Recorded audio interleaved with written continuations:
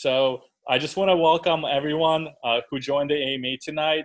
Um, Today, we have a very special guest, someone who actually started in CareerKarma a little less than a year ago, just as a member. Um, she started, I think, through a friend's referral to CareerKarma, and just like many of you, she started the 21-day challenge. And since CareerKarma is less than 2 years old, um, now we're actually starting to see people who started on CareerKarma in our app. Our app is less than a year old, and now they're finishing this journey and they're coming back to help other people the same way other people along the way help them. And so, without further ado, we have a special guest tonight who just accepted her software engineering offer a couple days ago. And I would love for all of you to meet Kesha. So I just want to say welcome, Kesha. Welcome to the AMA.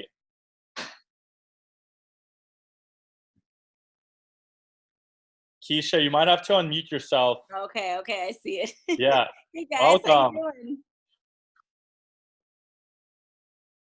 We're all so excited to have you with us. Kesha, so I know I know you've built a lot of friendships on CareerKarma, Yep. and some people literally follow every tweet that you post, but others, they might just hear about your story today. So do you mind kind of taking it back and introducing yourself to the rest of our community? Yeah, sure. So my name is Kesha. Some people call me Rose. Um, on Twitter, it's C Rose Code. Yeah, I see that. Yeah, lots of people think my name is Rose. Kesha's on my birth certificate. Um, but I definitely prefer Rose. And my background is in music education. So initially I was teaching piano freelance for the last like 7 or 8 years, and decided to switch it up because everybody wants you to do piano lessons after school with their kids. But I Mm-hmm. wanted to be with my kids after school, you know? And being a starving artist is cool, but kids want to eat like breakfast, lunch, and dinner and snack, and they want like clothes and toys and stuff. And so I decided to switch it up, and I was hunting for something that would kind of give me the same sense of fulfillment, right? That teaching piano and participating in music has given me. And I was talking to a friend, and she was, complaining about her husband. I was like, he could be making so much more money if he would just learn JavaScript. And I was like, ooh, girl, like how much more money? And she was like 40 an hour. And I was like, pause. What is JavaScript? Where can I get some? Um, and I started looking into it, and I talked to her husband, and I spoke with another friend of mine. And my bestie told me that she was going to try to get into tech like in the same week. And I don't really believe in coincidences. So I was like, yeah, okay, time to look into this. And she told me that if I was going to do it, I should join CareerKarma. And I remember she said, she was like, no, they're really serious. Like, I have Timur's number in my phone. And I was like, really? Okay. Um, and I joined, and Ruben sent me a message, I think maybe like 24 hours after. And I was like, oh my God, they're serious.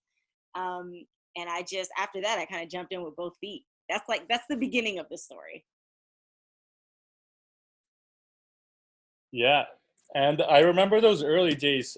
I saw in the comments some people, they're like, oh, CareerKarma is just a year old. In the beginning, today we have over 50,000 people who downloaded the app, and our community is growing. But a year ago, and Kesha, you might even remember those days, we had a Telegram group. Were you, and I think you might have joined when we already released our app, but our app was launched back in January, our iOS app. And so I think you were one of the first users in our app. Yeah. I was like early in the app Yeah. days, minus all the fancy features. Yeah. And so take us a little bit forward. So the cool thing about Twitter is there's a lot of stuff that Kesha posted on Twitter from back when she first joined that I'm going to play later on the call. But take us back in terms of your journey on CareerKarma. So your friend told you about JavaScript, that you can make good money in tech. Um, how did you kind of build up the courage to take the risk and start exploring? Like, take us through the steps. What happened after you joined Career Karma? So once I joined Career Karma, I watched on the app, they have like the recommended episodes. And the first one on there was Iris Nevins, right? How she went from being a teacher to being a software engineer at MailChimp. And I was like, I'm a teacher. So I watched, I don't even think I watched all of it the first time. I watched all of it the second time. I watched part of it and got excited. And at the time, you guys were still sending out regular emails about like where you should be, what you should be doing, how to get started.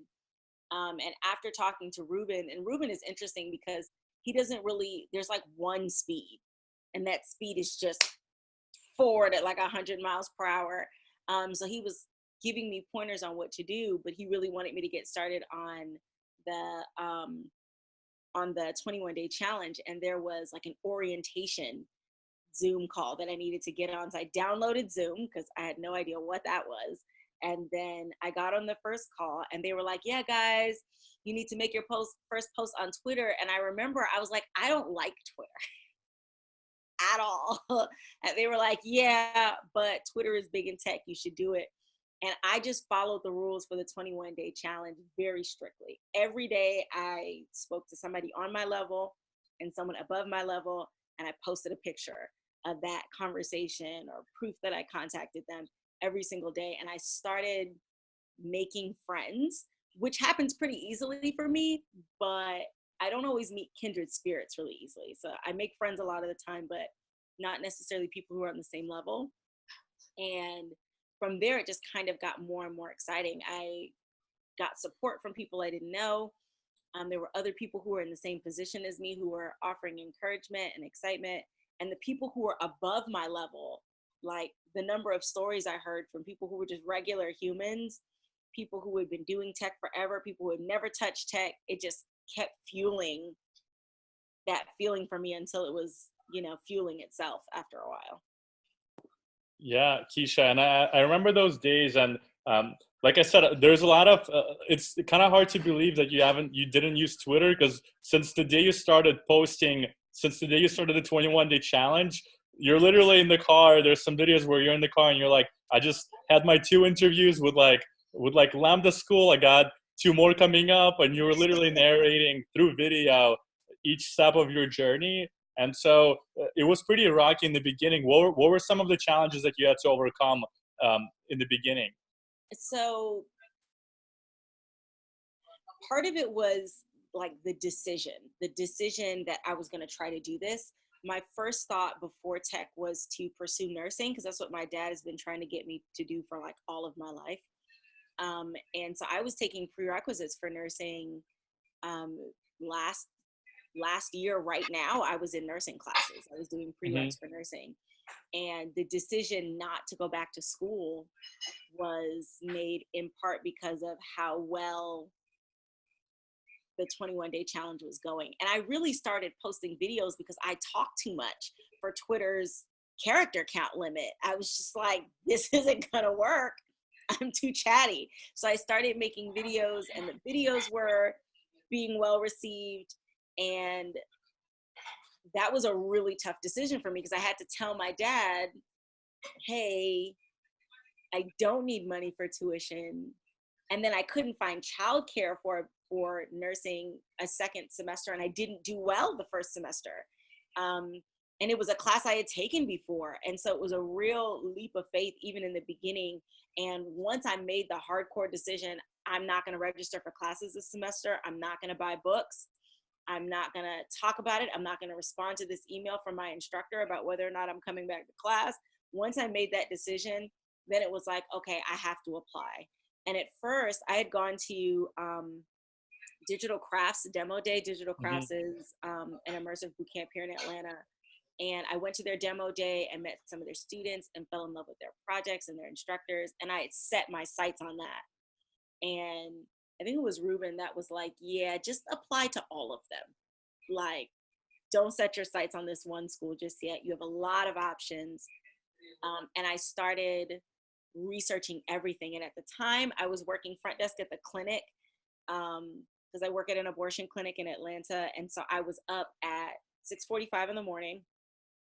Well, no, I was at work at 6:45 in the morning. I was up at like 4. And I didn't have a laptop because my son poured water on my husband's laptop and then stood on my laptop. So the screen was broken. And, I was like, I'm supposed to be fiddling around with HTML and CSS right now. So finding time for this new thing that I decided I was going to do was just crazy. So I was on the train in the cold because my car was down, coding on my phone for something that I wasn't sure was going to be a better option than nursing yet. And my dad flat out told me that he thought it was a scam. Yeah, I think a lot of people feel that. When I did my coding bootcamp in 2014, I felt like, I was like, it's too good to be true. Like, you basically don't pay them anything until you get a job. And I think that was the piece that convinced me to do it, because I was like, well, I'm not paying them anything, so I might as well give it a shot. They must be confident it gets people results. We're gonna unpack a lot of your story through the boot camp and through the job search. I know Ruben is on the call too. For those of you who are just joining, Ruben is the CEO of CareerKarma. He's also my co-founder. Ruben, are you there? Going on, everybody? How you doing? Rubes. What's good? What's good? And I'm really excited about just seeing everybody here, seeing how far Kesha has come. This is not the Ruben show. This is the Kesha show, so I'm not going to talk too much. Just want to say I'm proud of Kesha. I'm proud of everybody here joining this call, because 50 of you all are about to be software engineers in the next year. I see Greg on the call. I know he's in the job search. I see Melanie in the call. She's in the job search. I see Stacy. I see a bunch of other people from Atlanta. Caleb, I see all you all. You all came from the beginning, so we're excited to feature you all on the show. We're very proud. It's a very emotional moment. So shout out to you, Kesha. Shout out to everybody else on the call. Yeah. And thanks, Ruben. And we're going to unpack a lot of Kesha's story up until a couple of days ago. But Kesha, for people who are just tuning in, you actually accepted your offer a couple of days ago. We're going to unpack everything you did to get to where you are now. But tell us what happened a couple of days ago when you received your first offer. So I got the offer on Friday. I was at work. My coworkers are kind of aware of what's been going on. So they've been every 5 minutes, hey, Kesha, do we have a job yet? Do we have a job? Do we have a job?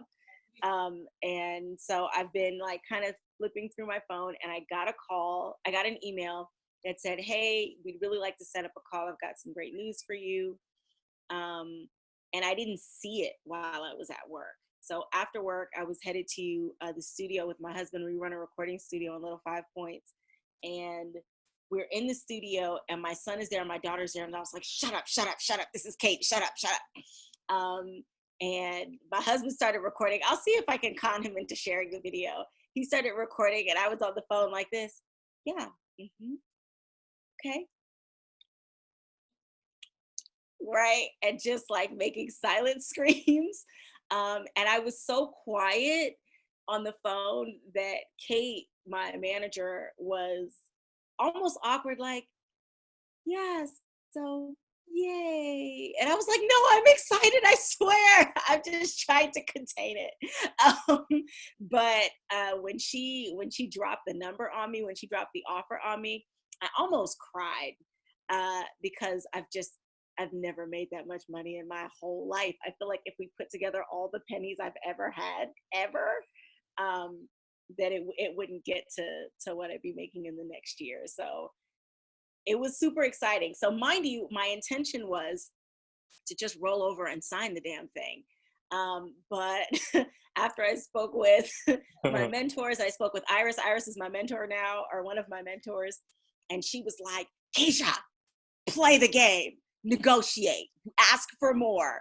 I don't care if you've decided, and I've been in final rounds with another company as well. So did you tell them? And I'm like, I don't care. I don't want to tell them anything. I just want to take it. She was like, no, I don't care. She gave me a good swift kick in the ass. And so I delayed accepting the offer. And I said, I'm super excited. I'm grateful for the offer. I'm super excited to take a look at the compensation package. So as soon as you get that over to me, I'll have an answer for you in a couple of days. And it just kind of took off from there. And I took the weekend and delved into the offer and looked at benefits that I didn't know existed and had no idea what they meant. And I called Arthur and messaged everybody and spoke to Iris and hit up all of my mentors at one time and talked to my dad. My dad told me that if I didn't take the offer, he was going to take it. So, and I did negotiate a little bit, but Stitch Fix's negotiation policies or compensation policies are a little interesting, and I can answer those questions if that comes up. But I signed the offer yesterday morning. I was going to push some more, and I was like, nah, I'm just going to take it. Congrats. Thank you. That's really amazing. And we know that a lot of people can just like dream. A year ago when you started, you know that eventually you'll become an engineer, but it's still kind of far away. And now that you're in this place, how do you feel in terms of like the weight on your shoulders? Because through the last year, you have I'm sure you've gone through a lot of stress, anxiety, like struggle. How does that feel right now? This is the most relaxed I've been in a lot longer than just a year. This is the most relaxed I've been probably in the last decade, because I'm one of those people, I believe in living your life with purpose. I believe in living a purpose-driven life. Most of my jobs are purpose-driven. I strive to find purpose no matter what I'm doing. At one job, it was like, well, my job at this restaurant, my purpose at this restaurant is to make sure that customers have a clean bathroom to use, something to give myself purpose. But it's difficult when you're trying to think of like, well, what's my career going to be, and how am I going to provide for my family, and how am I going to contribute to the world that I live in? And I bounced around from major to major to major. And if I didn't feel that purpose, then I abandoned that shit and moved on for greener pastures. And that's a difficult path to walk. Because when you're smart and people know that you're smart, then they go, well, you're wasting your potential. They don't really believe in co-signing it. And so I didn't tell a lot of people that I was breaking into tech. The Twitterverse knew. Facebook knew nothing. Instagram knew nothing, because my family and my friends were there, and I didn't want them funking up my excitement with their negative energy and their, well, she's done this before, she's got a new major now. I didn't want that. And so I kept a lot of it to myself. And now that it's done, there's this, like, instantly when she made the offer, I just relaxed, because I said, well, even if I don't get any other offers, my life is officially different. It's changed, and I do feel a sense of purpose. One of the best feelings was when I started coding and realized, oh shit, I like this. It's not just going to make me money. I'm actually kind of really well suited for this industry. And so it's just been really relaxing and comfortable. Like, I got to remind myself not to get too comfortable, because I am going to have to go to work at some point, But it's been a really, really good feeling, a good, peaceful feeling. Absolutely. And I'm going to open up for the whole group to ask you questions. The last thing I wanted to ask you to share with folks is, which role did you get at Stitch Fix? And people who are just joining, it's a pretty incredible company. The leadership is pretty amazing. Can you share with folks just like about your role on the company too? Yeah. So Stitch Fix is a company. They're service-based, but they're a subscription company. So you subscribe and you get access to a personal stylist who sends out a package every month with different clothing and accessory items, and you can choose to keep them or send them back based on whether or not you like them. I've been obsessed with Stitch Fix in general forever, because I don't have time to go to the mall, and I want to look fabulous, but I don't feel like being in the mall for like hours and hours and hours. But I've never really been able to afford them. So someone on Twitter tagged me in a post. Kate, my new manager, posted that she was hiring, and someone on Twitter tagged me, and I was like, oh my God. And so I sent out an email at an inappropriate time at night. It was like 11:45 p.m. And submitted an application and reached out. And the rest is history. So I'm officially hired as a software engineer 1. They have different levels. So I'm coming in at level 1, which basically means entry level. And it's a 100% remote position. I'm a part of their backend development team, which is awesome, because I'm in love with backend development. So that's great. But they do have a warehouse here in Atlanta, so I also get an opportunity to really see what I'll be working on. But it's pretty freaking spectacular. Yeah, Kesha, congrats again. This is truly inspiring to me, just seeing how far you've grown and have come and all the things that you had to overcome. And it doesn't even come close, like what you just described, all of the ups and downs and all the rocky bumps you've had on your road. I'd love for our community to ask you questions now. For people who've been with us, you know the drill. Just introduce yourself, maybe share how long you've been with CareerKarma, and ask Kesha whatever question you want related to learning how to code, career transitions, and jobs in tech.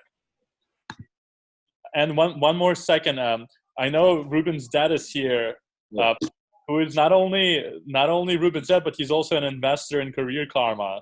So I want to give a big shout out to his dad. How's it going, Wayne?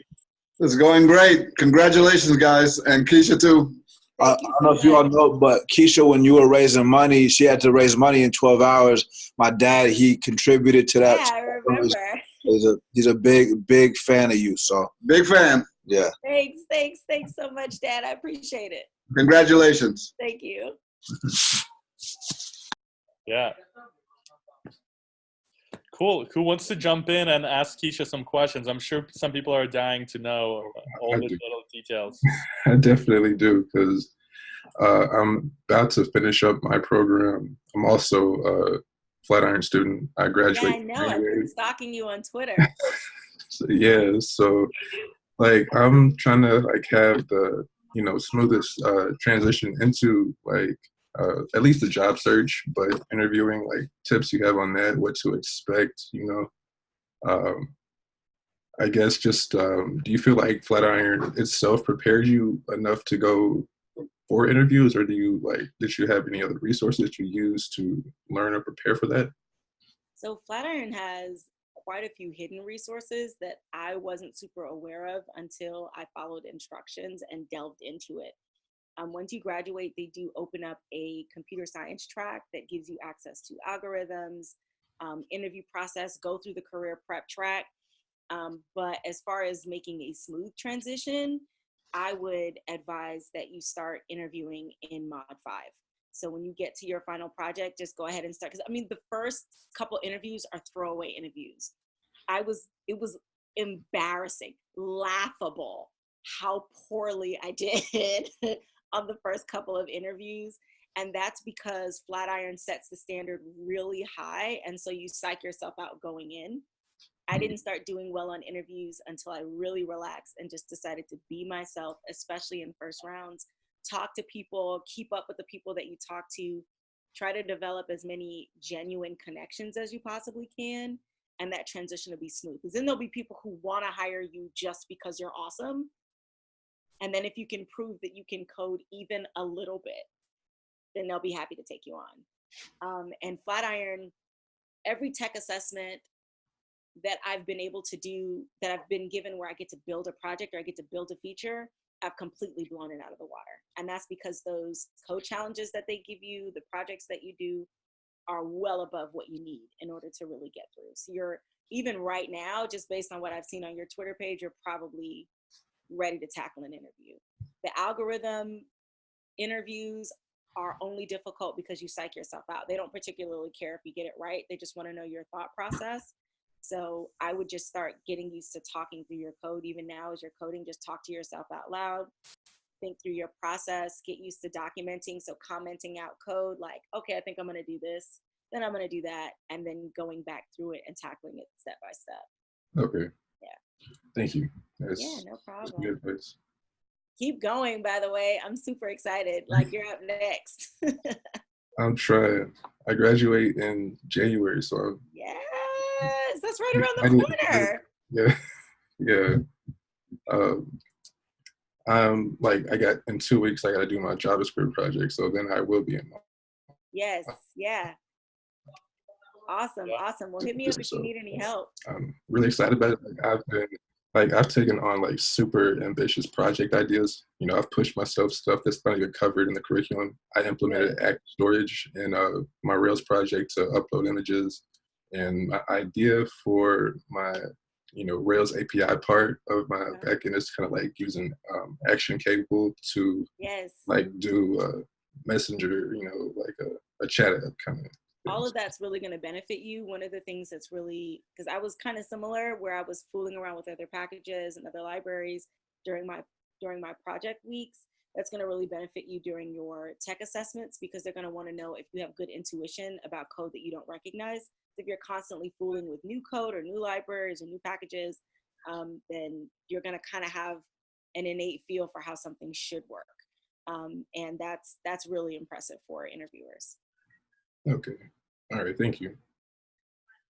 Thanks, Caleb. And it's definitely like special to see all of you build relationships amongst yourselves, because in a year, all of you are going to be in job as long as you keep going and you don't stop, right? And then you're going to have this whole network of people who are also builders, creators, who are going to be solving problems together. So this is definitely super special. And I also want to give a shout out to your squad. Kesha, I see there's a few squads. FFT, stand up. Where are you at, FFT? Stand up. Stand up. There you go. So we have an amazing podcast episode with the FFT squad. I see Lizzie, Greg, Melanie on here. And you all were also you were the first squad on CareerKarma. So that's also pretty amazing how all of the things that CareerKarma builds, like the challenge, the squad, when you all went through CareerKarma, those things didn't even exist. They just were not built yet. And because of all of you, we adapted those features into the app. So now people who join this week, they actually get to see like a list of squads, and they get to go through the challenge inside of our app. But when you all did it, it was literally just like half-baked on Twitter. And you still came on out. On Telegram as well, too. Yeah, Telegram. Starting on Before Telegram. that. That's definitely special. Anybody else wants to jump in? I'm sure there's a ton of people with questions. Yeah, I had a quick question for Kesha. Go ahead. Yeah, so Kesha, I just wanted to ask you, well, first of all, congratulations. That's huge what just happened to you. And it's really nice because my cohort for Flatiron School starts on December 9th. I'm in the online program. So I just wanted to know if you have any friends or if you know of any people that did it online and, if they were able to find jobs and, how their experience was with it. I'm not entirely sure about outcomes. There are a couple of people who I've connected with on Twitter that are doing the online program. I would say that, where are you, by the way? Where are you located? I'm in Connecticut. In Connecticut? Okay. I would say that, so WeWork owns Flatiron right now. I would say find a WeWork building and find other Flatiron students to connect with that are doing it, either that or online on Twitter, and ask as many questions as you can. The whole Flatiron way thing, it's real. They definitely live by that motto, the Flatiron way, or so I've seen so far. All of the cohorts that have come out of the Atlanta campus are employed. My cohort is not fully employed yet, not 100%, but the cohort before us, they're all 100% employed. They haven't had an issue finding jobs. I think the big thing, Flatiron's curriculum is great, their instructors are great, but the big thing is going to be that the responsibility will eventually fall to you. If you're going to put in the extra work, go the extra mile, ask the extra questions to make sure that you understand. One of the things that I would love to see change about Flatiron School's curriculum, about most boot camps' curriculum, is I would love to see that they accommodate more learning styles, but it's really difficult to create an individualized curriculum for so many different people. So it's kind of up to you as a student to go the extra mile and make sure that you're getting what you need from the program, so it's not a waste of your time. The curriculum has everything, but it's just about taking that extra step. And I've done a couple, since I've graduated, even while I was in the program, I've done a couple study sessions with random strangers who are Flatiron students to help them get through a lab or prepare for a coding challenge or a project review or whatever. So just reach out. The community is pretty tight knit, and they're really helpful. Awesome. I will do that.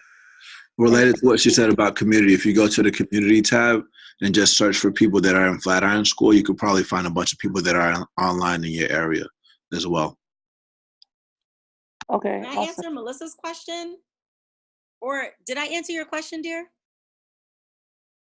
Yeah, that answered my question. Thank you. And I just wanted to add really quickly that I did read like the reports that Flatiron put out, and I think that their online cohorts had like a 94% employment rate after graduation. So I mean that was really reassuring for me, in choosing Flatiron. So yeah. Yeah, the beautiful thing about Flatiron and their coaches and the school in the first place is because they have that 6-month money back guarantee, they are not playing no games about getting Yeah. Yeah. And it's a double-edged sword, because on the one end they want you to get hired. On the other hand, don't let them shortchange you or undervalue you. You don't have to take an offer for $45,000 a year, Right. because that's pennies. You don't have to take that, but they want to make sure you're employed. So you're gonna get a job because they're not giving you that tuition money back. Yeah, I think that's if you true. look at the percentages, it's like 3% of students actually get their money back. Right. And Right. honestly, I don't even know how. You'd have to try really hard. They try to make sure you get work. Definitely. Yeah. That's very reassuring. Yeah. Thank you. Yeah, no problem. Yeah, Kesha, So you can I want to answer answer Melissa's Melissa? question? Yeah, go for it. Okay. Melissa, how did you balance the job search while continuing to work? I didn't. I did not balance. There's no such thing as there's no balance. It was just sheer strength of will. Remember I told you guys that Ruben has like one speed? The schedule that Ruben put me on for what I needed to do to get this job search is a 40-hour-a-week job that he gave me. And I'm at work at least 25 of those hours in the week. And my children want me for some of that time. And my husband is like, hey, remember me, the guy that you married? So I did not balance it at all. I tried and failed to keep up with Ruben's schedule. It was just not, you really have to treat it like a job. And if there's a way to not work and just look for work, do that. If there isn't a way, then you kind of have to focus, which is what I had to do with Ruben. Just like, okay, well, what's the one thing on this long list of things that absolutely has to get done in order for me to do this successfully? And I took that and then I played to my strengths. So I am really good with people and I'm really good at talking to people. So I did not ever, there was one weekend where I hit, one click apply like a million times. But other than that, I did not send in applications until I had actually spoken to a person who works there. And I said it all the time. I was like, I'm not going to send the pass unless there's someone to receive the pass. Because I didn't have time to waste on applications that were going to get kicked out by algorithms. I needed to know that there was going to be a person who was going to actually look at it and talk to me. So I was just like, I can meet you and make you fall in love with me. And then we can talk about whether or not I can code. But that's my strength. So if you know that you have work to balance with or parenting to balance with or whatever else, you need to really focus in on what your strength is going to be. And then you have to go hard on that one thing. I can't even tell you how many coffee meetups I've had, how many phone calls, how many times I've dipped out of work in the middle of work to take a call in my car or in the file room. I have been in the file room at work at the clinic doing phone interviews, doing phone screens with like swiping on my phone so that I can pull up like my GitHub links, and because there was just no time.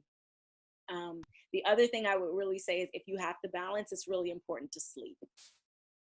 I mean, the other thing that I'll add too is that you didn't just try it and fail. You tried and won. Like you did. And you didn't listen to everything that I said either. Like you figured out your strengths. We had the 5 a.m. calls. We had the 9 p.m. calls. We had the weekend calls. But you put your own swag to it. So it was dope. Yeah. You went hard. Yeah, and you have to go hard either way. The other thing that really kind of kept me going is, the understanding that it is not going to be like this forever. If I go hard right now, if I really, really like work and do everything for the job search and try to keep coding, and if I do all of that now, then I might only be doing it for 3 or 4 months. If I do it the lazy way, it's going to be 6 to 9 months of me trying to balance everything. And I was like, that's not, I don't have that stamina because there's too much going on. So I'm like, no, I have to go hard now. So it's rough, but it's going to be temporary. Lizzie, sleep is that thing that keeps you awake while you're at work. I wouldn't know about it. I have no idea what that is. We're gonna talk about that this. sounds later, wonderful. You need to get some sleep. That sounds amazing. But what is that thing you're talking about? I have no idea. When you close your eyes for long periods of time. Long periods? How you do that? Hey, Kesha, what were some of those things that Ruben told you at the top of your list? You said that you were doing some of those things. Yeah, what were some of those things related to the job? In the end, we settled on making sure that I send out 5 cold emails every day to 5 different companies. That was and honestly, best advice ever. Cause I mean, Rubes is the shit, guys. So I mean, we listen to him. You know what I mean? Most of the time, we listen to him. But sending out 5 cold emails, even right now after the offer, I'm still getting responses from some of those emails that I sent out. I was supposed to like follow up with him about who I sent them to, and that fell off, you know, but I did send those emails out, and sometimes you get responses, sometimes you don't. The more personalized the letter, the better, but that was just not realistic. So after a while, I was just deleting certain lines and making sure I was swapping the names out. Timur has a really great, CareerKarma is full of resources, but Timur has a really great template for how to send that out. I also, the way that I found them was going on Twitter and just looking for mutual connections. I'm saying cold emails, but they weren't really cold. I'd look for a mutual connection, someone who knows Ruben, someone who knows someone else that I know and knows them well, and then send them an email saying, hey, I'd love for you to introduce me. Or I'd be like, oh my God, you're gonna have to tell me how you know my favorite person, Ruben, because that's crazy. So yeah, sometimes I bypassed you, Ruben. That's a good one. I like that. That's a really good one. You're gonna have to tell me how I know your favorite, how you know my favorite person. That's a little crazy. But that was the most important one on the list that I was able to keep up with. And there were some other ones that were good, but that one was the most important. Thanks, Kesha. And just to shout out our guest from last week, Alexis, who got a job at Eventbrite. She was literally using the same strategy of reaching out to people. And the reason it's so critical that it's 5 emails and not 1 email, Ruben, you want to explain why it's important? Because the job search is a sales process. So essentially, my brother and I were talking about this earlier. You as a person, you are the product that's being sold. You are the value that's being sold. So when Kesha got that first offer and it wasn't aligned with her value, she knew that she needed to get paid for her value, right? So as you're going through the process, if you think about sales, most of your results are going to come from 20% of your efforts. So what that would mean is out of 5 emails, normally you're only going to get 1 response, right? So if you're only putting in 5 applications a week and you get 1 response and you normally don't get an offer from it, then in the beginning, as you're getting used to it, then the more that you increase reaching out to people, the better that you're going to get. Because anytime that you get rejected, you want to ask for feedback to know what you didn't know, what you could do better. And then I know Kesha's done this and a lot of other people in CareerKarma. Whenever you fail a technical exam, still complete it and send it back, even though you're not going to get the offer, because then you're going to know what to do the next time you get a similar interview. And so you're just going to get better and better and better over time. So I dare you, if you're in the job search, to send out 200 emails by the end of the year and not get an offer. I'll give you $10,000 if you don't. But try me and you'll get an offer, I promise. So so anyway, that's why. Thanks, Ruben. Kesha, so your comments in the chat. Did you want to answer Lizzie's question? I do. I also want to piggyback on what Ruben said as well about completing the technical assessment anyway. That thing kept me so sharp. It's easier. You have to complete the technical assessment anyway. It's easier to do that than to fiddle around with Code Wars or whatever it is that you're using to practice. And I actually had a recruiter recommend me to another recruiter because I finished the assessment. They filled the position internally, but they actually recommended me and introduced me to someone else based on how well I did on it. So complete it anyway. It'll keep your skills sharp. And then, you know, who knows, the recruiter might love you and call you later. Lizzie asked me what they told me to do that I didn't do. I did not write one blog a week. And that was an actual decision. At first it just kept falling through the cracks, but it was a decision after a while because it was the most time consuming thing to do.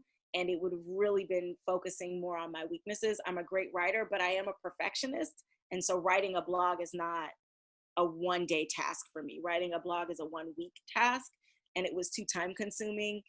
So I would say anything if you have a priority list and there's 10 things on it, then it's too long. You need to trim your priority list to like 5, and everything under 5 just gets cut off, and you can just really focus on those first 5 things if you have the opportunity to.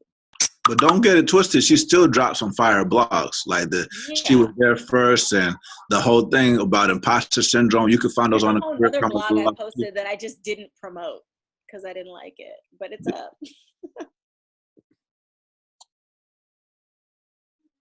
Stacy, did you have a question? I saw it in the chat. Oh, shoot. Hi, Kesha. I'm super excited for you. My question was, what was your interview like with Stitch Fix, and was it any different since it's a remote position from the other? It was a little different because it's a remote position. This was the only company I interviewed with where all of my interviews were virtual interviews. All of them were either phone interviews or Zoom calls. It was also different because they were a lot more flexible with technical problems. Like if I couldn't get they use Blue Jeans instead of Zoom, but if I couldn't get that link to work. At one point, the recruiter gave me one time zone and gave the interviewer a different time zone. And so we missed each other, and we were both pretty salty about it. She was like, "I'm waiting for you." And I'm like, "I'm waiting for you." You know what I mean? But they were a lot more flexible about things like that.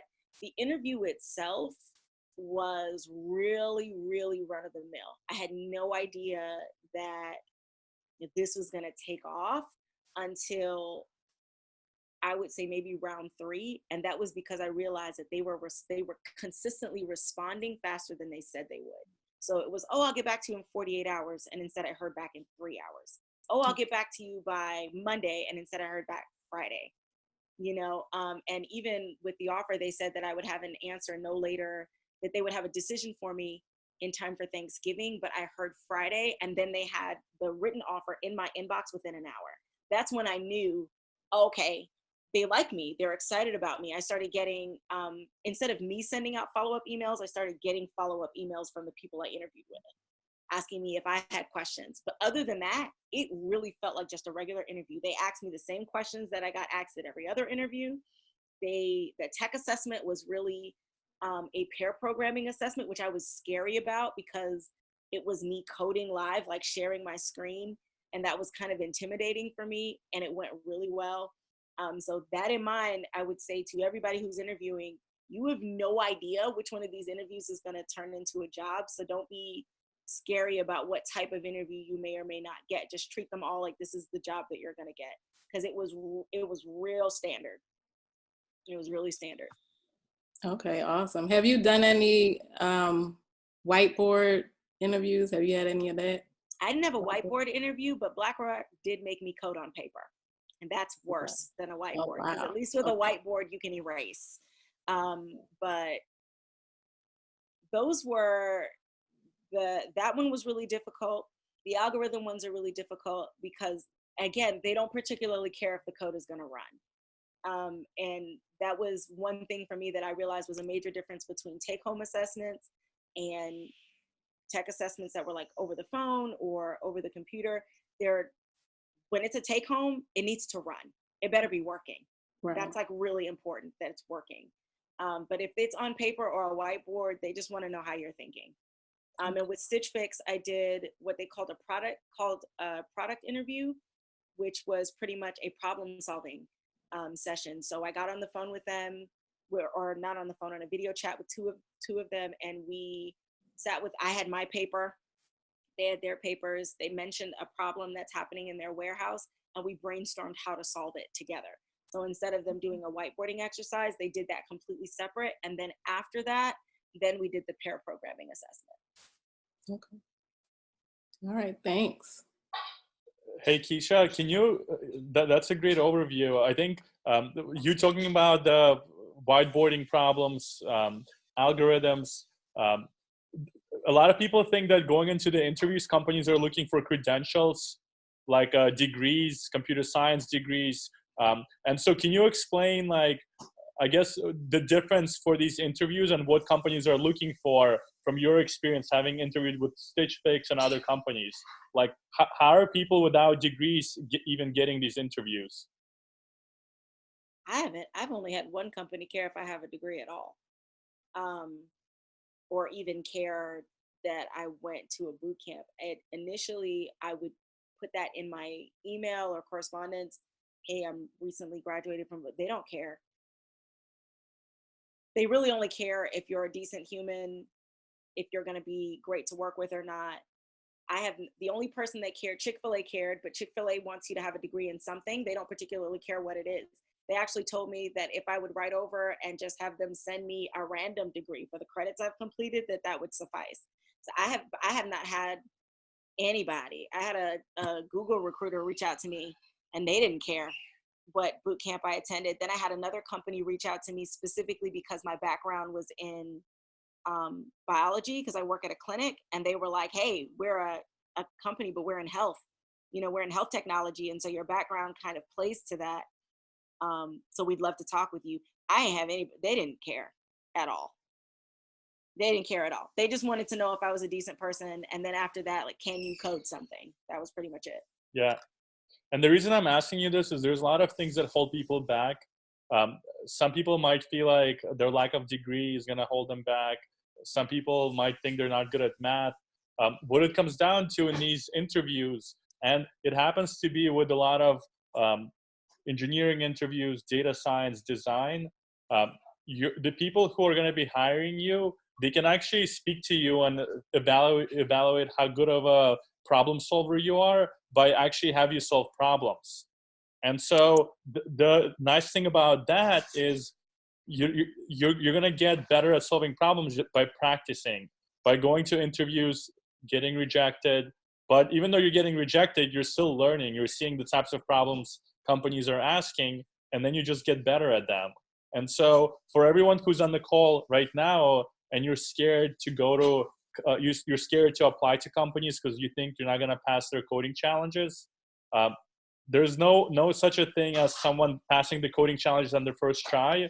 You just start trying, failing, and then you become good enough for companies to start noticing you and giving you a job. And so, Kesha, I know we're about, I want to be respectful of your time, and we have about 10 minutes left. With you getting this remote job, which I think is probably a dream scenario for most people on this call, getting a remote software engineering job, can you share with people kind of ranges in terms of the type of compensation that's out there? You don't have to, you can if you want to share your number, but you can also give them ranges just so people can start thinking about what's actually possible after doing a coding bootcamp and getting a job in tech. So one of the things that completely threw me about remote position compensation is that for the most part, you're going to get paid based on where you're located and what level you come in at. Stitch Fix specifically, they are huge on pay equality. So everyone who comes in at an engineer level 1 in tier 3 makes the same dollar amount. So there was no room for negotiation. And they had 3 tiers. Tier 1 is San Francisco and New York. Tier 2 was like Chicago, Dallas, and someplace else. And Atlanta is in tier 3. So on the one hand, you know that you're not getting lowballed, like, period. right? And the person sitting next to you is not making $15,000 more than you are. At the same time, there are like 10 levels of engineers. So it's really, really, really easy to get promoted, and the promotion comes with an automatic pay raise. So that part was really, really nice. And then most companies will let you know where they aim to be in the market. Stitch Fix aims to pay better than 74% of the market. So my number was 98.5. I almost cried at that number. At the very, very beginning, I definitely expected to be getting between 65 and 75. And that was like last year, or like January in the year. That was my thought, was like, oh, I'll probably get between 65 and 75. That's great. So 98 was just beyond what I thought, but that isn't the case for every remote position. What I did was I went on LinkedIn and I went to the company and I clicked on the people button and I started harassing people about how the compensation policy works at Stitch Fix before I went into it. Once I had my final round interview scheduled, I started talking to people. Hey, I think I'm going to be going into a compensation conversation. I have a few questions if you're willing to answer them. And yeah, insane is right. And I started answering those questions. The crazy thing is, all of them told me that Stitch Fix didn't negotiate, and I negotiated anyway. So I negotiated anyway. And really what came out of it, I thought I got nothing out of it at first. But then after I signed the offer, I spoke with an employee and found out that some of the things they told me, like covering I have to make a trip to San Francisco for onboarding, them covering that isn't necessarily something they always cover. Them covering a new machine and a new monitor isn't necessarily something they always cover. So they kind of slid some things in, I guess, because I negotiated, and they were like, Kesha's gonna make us pay for things. So they kind of slid some things in anyway, but yeah. Yeah, and I think just knowing that you kind of maxed out, at least you gave it a shot. There's no doubt in your mind that you didn't get the most. And I think equality also makes a lot of, like, it also ensures that everyone who is just starting out at Stitch Fix, everyone's treated the same. And it also sets up the culture for the company investing in you and not treating you differently because of how much they're paying you. Right. This is, I'm so grateful that you share this amount with people on here. I do want to emphasize that obviously, like, the geos make a difference where you're located. So I want to also set the expectations of people in CareerKarma that that the salary ranges differ. But with that said, you also got to look at companies out there and interview with different companies. That's why sending out 5 emails is so important, because some companies, they treat everyone the same, and they'll pay you above what maybe people in Atlanta would make versus San Francisco for a starting position. Some companies are more traditional and they might ask for degrees, but there's thousands of companies out there that need software developers. And so as long as you keep applying, you keep reaching out to people, connecting to them, there's no reason why you're not going to get your dream job. Yeah, and for the record, Stitch Fix was not originally my first choice. I messaged Ruben like 3 months ago about a company I was in love with, and I told him flat out that I wanted to put all my eggs in that basket, and he told me not to. And I got all the way to final rounds with them. I interviewed with them for literally 7 rounds of interviews, and I knew that I had 2 more rounds coming. And so Stitch Fix kind of came out of nowhere. If I had stopped applying, I would never have run into them in the first place. Or if I had waited to hear back from them before sending out those emails to other companies and talking to other companies, I would never have run into Stitch Fix in the first place.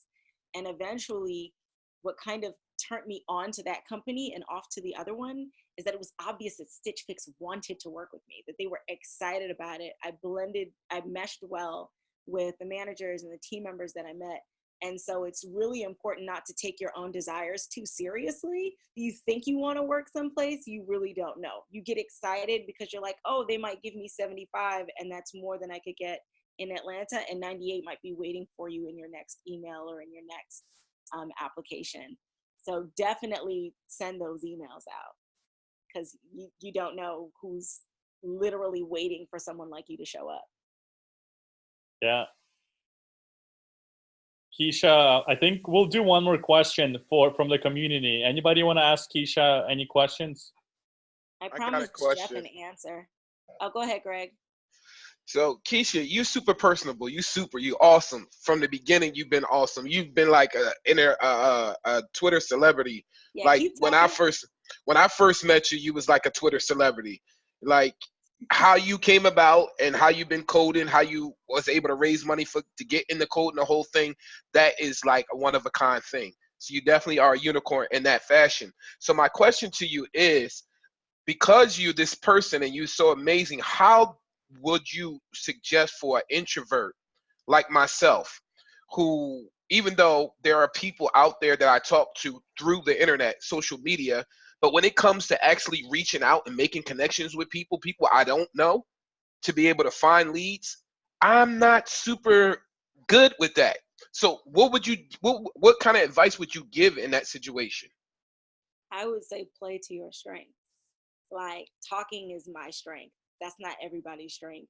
I remember there was a story on Twitter about a lady who literally built 30 projects in 30 days because she wasn't good at interviewing, and interviews started coming to her. There are, I can't remember the name of it. I'm drawing a blank. There's a site online that you can go to and take an assessment. And after you do that assessment, the companies will come to you. Triple You bite. you don't have to be personable. That's not like a thing. If you're good at what you do, people will see that. You just have to figure out how to get that to other people. So maybe for me, my priority number one was sending 5 emails. Maybe for you, priority number one needs to be writing that blog every week so that they can see that you can communicate code. They can see that, that you think about certain things. Maybe you need to follow them online, hit meetups, and be present so that they can see your face and see your dedication and see your hard work. Maybe you need to get more projects out. Maybe you need to, get your portfolio just as pristine as you can get it. There's so many different paths to it. I'm like, play to your strengths as much as possible. And me knowing you're a beast coder, but you're also a slick beast instructor. Like, we don't really talk about that much, but Greg be in the Zoom calls at 1 o'clock in the morning, helping other people code stuff that he's supposed to be learning right now. So maybe what you could do, if you don't want to talk to humans, is talk to a video camera and make some tutorials on the stuff that you're learning and put that out. But play to your strengths, whatever that is. We all have like our unique gifts and our challenges, and the beauty of life is learning how to work around those challenges. So if I'm not good with people, don't waste energy trying to make yourself good with people. That's just a waste of time. You know what I'm saying? That just can't be your path. Pick a different one.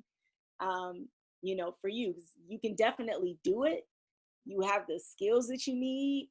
So you just have to figure out how to get that in front of interviewers without having to talk to them. Kesha, I think the key is find your strength, right? I would say sending out 5 emails is not something that only extroverts do. It's something that everyone should do, regardless if you're an extrovert or an introvert, because what it comes down to is that it gives you practice how to speak to people, right? And if you're an introvert, at some point you're going to be speaking to your hiring manager, and they're gonna ask you questions, and you're gonna be put on the spot to communicate. And so if you always stay away from things that you might feel uncomfortable with, then you gotta do coding problems with your friends, whiteboarding problems with your friends, and start reaching out to people working at these tech companies, because they're gonna be like, you sharing your story with them is gonna help you nail down your story so you can share that story with the next hiring manager that's going to be asking you, so tell me about yourself, or tell me about an interesting project that you worked on, And so everyone needs that practice, and only with practice and time you get better at that. Kesha, one last question about the imposter syndrome. Right. Can you share if you felt that? I know you wrote a whole blog post on imposter syndrome and how you dealt with it. Yeah. So imposter syndrome came up several times. I kind of expected that because it's a recurring theme. I firmly believe that imposter syndrome is really just beginner syndrome. It's like the feeling of being new in an uncomfortable space. You naturally feel like you don't belong because you haven't been there before. I felt imposter syndrome. Even when they gave me the offer, I was kind of like, this is a mistake. I don't think they realized that they made that kind of offer to me. And for the most part, how I've dealt with imposter syndrome is it's kind of multi-part. So on the one hand, self-talk is really important. And if you don't believe what you say, that you don't have to believe it, just say it anyway or write it down somewhere and keep saying it until it starts to feel true. The other thing I've really done is I've leaned really heavily on my squad when I really heavily. If I'm having a trash day, I jump in the WhatsApp or in Slack with the squad or jump on a call with Greg or with Liz. And they'll remind me of who I am and what I deserve and what I'm capable of. And having those people in your corner is really, really, really important. The other thing I've done is to not deal with it. And what I mean by that is, you know, I'll say to myself, okay, I feel like an imposter, but my feelings are irrelevant. Feelings are not fact. You know what I'm saying? Like, feelings are not fact. You might feel like you're dying, but you're not. You might feel like you don't belong, but that's not necessarily true. And so sometimes I'm like, you know, I feel like an imposter, and that's cool. I'm just going to be an imposter in this room. We're not even going to deal with that emotion. I'm not going to try to get rid of it. I'm just going to push for it anyway. I'm going to ask imposter questions. I'm going to move like an imposter and walk like an imposter until I don't feel like one anymore. And just kind of get settled in that uncomfortable feeling. And when the offer came up, I was like, shit, if you made a mistake, that's your mistake. I'm signing this thing. You know, like, oops, you're bad. So yeah. Yeah. Thanks a lot, Kesha. And as I promised earlier on the call, I do want to play everyone a clip of Kesha's day one of the challenge. So you love this video so much. Let me share my screen real quick. Can folks see my screen? All right, let's play it. Hey guys, I got a secret for you. I am participating in the 21-day CareerKarma Challenge. Woo! Yes, I'm super excited about it. I'm going to be adding to my little bag of tricks over the next 21 days. I'll be learning or beginning the process for learning how to become a software engineer, a software developer, / coder. I'm going to figure out the title for this in a little bit. Don't worry about that. That's like a day 2 thing, okay? This is a day 1 thing. I'm letting y'all know what I'm doing. C Rose Code. Hey guys, I got a secret for you. Wow, and you've came such a long way, Kesha.